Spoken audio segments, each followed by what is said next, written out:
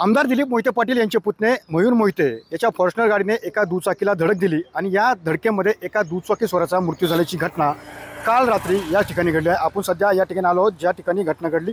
खरं तर हा पुणे नाशिक महामार्ग आहे।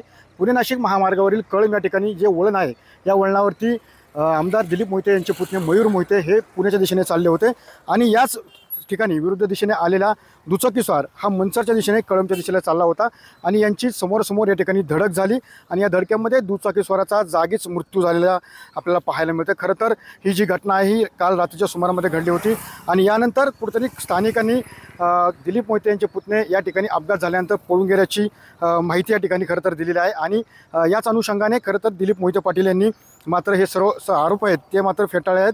माझा पुतण्या या ठिकाणी कोणत्या प्रकारचं मद्यपान केलेलं नव्हतं आणि तो पळून गेला नाही हे संपूर्ण आरोप खरं तर दिलीप मोहिते यांनी खोडले आहेत। मात्र एकंदरीत ज्या पद्धतीने पाहिले की जे वळण आहे या वळणावरती आमदार दिलीप मोहिते पाटील यांचे पुतणे मयूर यांना वाहनावरील जो ताबा आहे तो सुटला आणि विरुद्ध दिशेने आलेल्या दुचाकीचा खरं तर धडक दिली आहे। यामध्ये एका 19 वर्षीय तरुणाचा खरं तर याच्यामध्ये मृत्यू झाल्याची घटना समोर येत आहे। मात्र एकंदरीत ज्या पद्धतीने पाहिले की सध्या मयूर मोहिते हे पोलिसांच्या ताब्यामध्ये आहेत। त्यांची सध्या मेडिकलसुद्धा गेलेली आहे।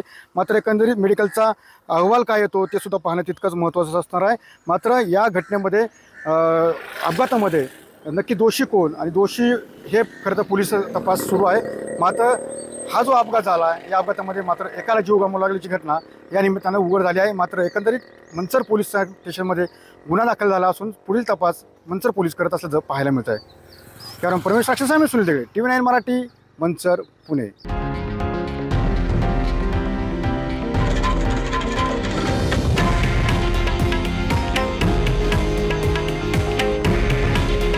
हे आहे देशातील नंबर 1 न्यूज नेटवर्क आणि आपण पाहत आहात TV9 मराठी।